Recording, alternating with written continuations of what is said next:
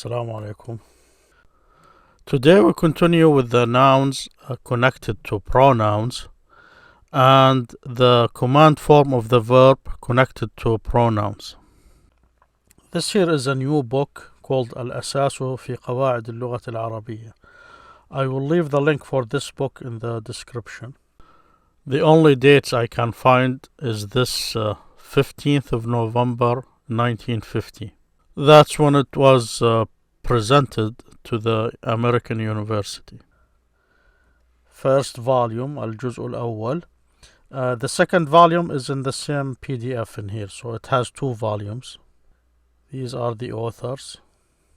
So now what I like about this book, it has a focus on the pronouns and how they connect to the verbs and nouns.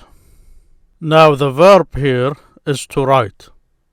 So he writes. So here هو كتب, هما كتبا, هم كتبوا, هي كتبت, هما كتبتا, هن كتبنا. We know what these refer to. أنتما كتبتما, أنتم كتبتم, أنت كتبتي, أنتما كتبتما, أنتن كتبتن, أنا كتبت, نحن كتبنا. So he wrote, they both wrote, هم كتبوا, they wrote masculine. هي كتبت, she wrote, هما كتبتا, they both wrote feminine. هن كتبنا, they wrote feminine. أنت كتبت, you wrote. أنتما كتبتما, you both wrote. أنتم كتبتم, you wrote masculine plural, a group of men or boys. أنت كتبتي, you wrote second person feminine, you wrote singular, أنت. أنتما كتبتما, you both wrote. Notice here it's the same as the masculine.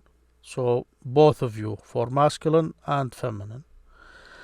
أنتن كتبتن, you wrote for feminine plural. You wrote.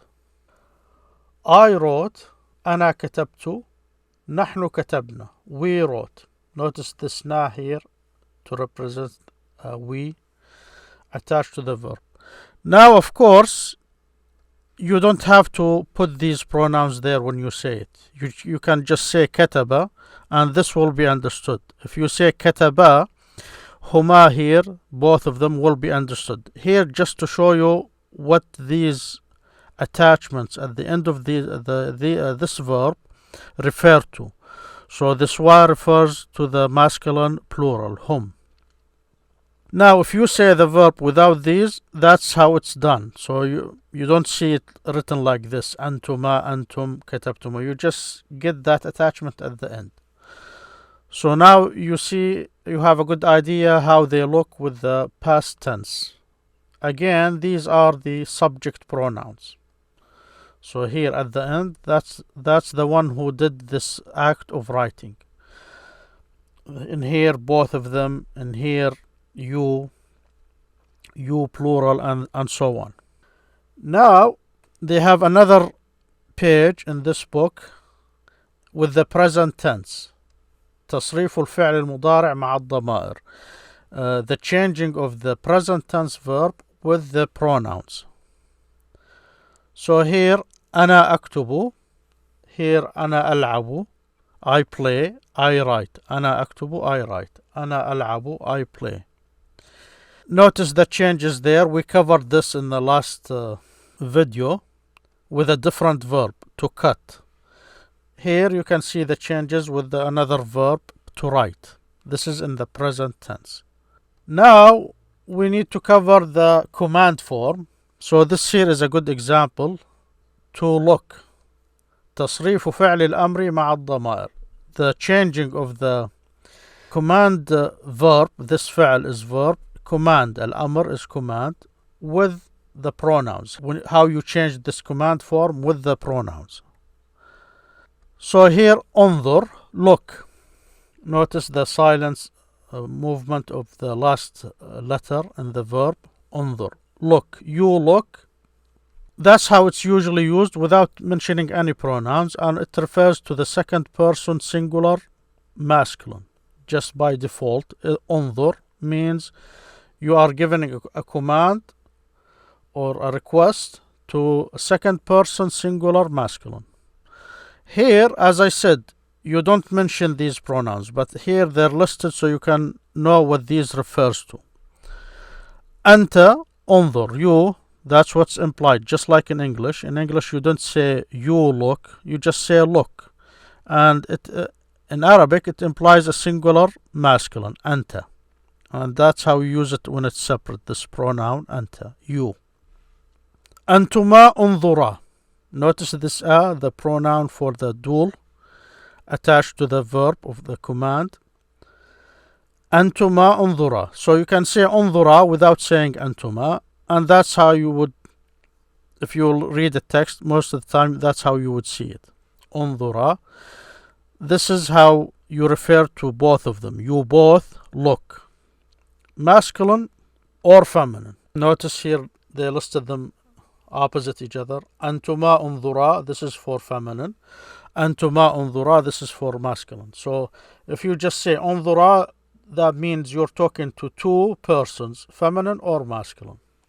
انظرا. أنتم انظروا, this is a group of masculine. انظروا. Notice this wa here, this vowel. This as I said, is just there. It's not pronounced. So انظروا. You look if you're talking to masculine.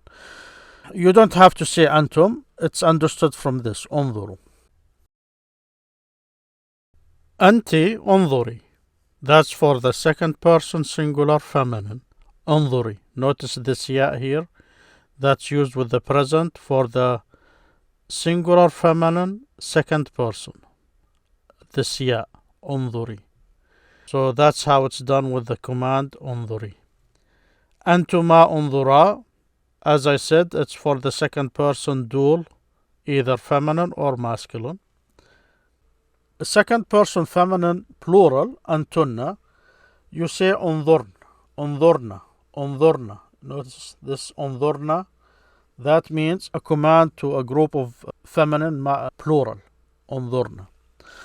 So in this book, you will find plenty of examples of this. That's why I suggest you download it and just look through the page. There's a lot of exercises in it. But at this level, just to give you an idea about how they look. So when you see them in the text, you have now a reference. You can go back to this. So this here is the command form. That's how it looks. With other verbs, you just replace the proper pronoun where you need to, and that's how they look. Just use this as a guide. Of course, there are other ways to make the command, but it's not used that much. That's why I didn't cover all of it. So this here, notice just the second person. That's what usually is the command given is to the second person. You singular, dual, both, group, أنتن feminine, أنتم masculine.